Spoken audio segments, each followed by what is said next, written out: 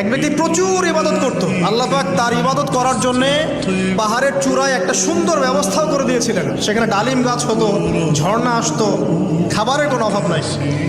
হাদিস এসেছে 500 বছর সে ইবাদত করেছে। কত বছর?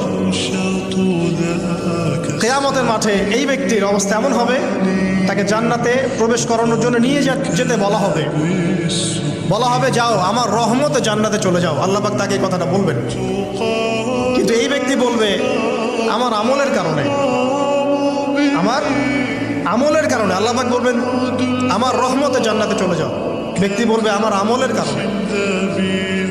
আল্লাহ রাব্বুল আলামিন তখন তাকে দেওয়া সমস্ত নেয়ামতগুলোকে এক পাল্লায় করবেন, আর তার সমস্ত আমলকে আরেক পাল্লায় করবেন। একটা চোখের যে নেয়ামত আল্লাহ পাকের, সমস্ত আমল ও 500 বছরের ইবাদত এতটুকু হয়নি। তারপর তাকে বলা হবে ওকে জাহান্নামে নিয়ে যাও। এবার জাহান্নামে যাওয়ার সময় সে বলবে আল্লাহ তোমার রহমতে আমাকে মাফ করে দাও।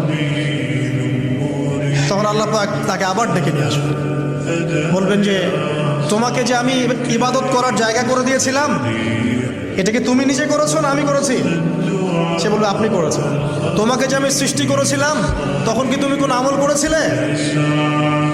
বলবে না। তাহলে তোমাকে যে সৃষ্টি করেছি আমি, এটা কি তোমার আমলের কারণে? না।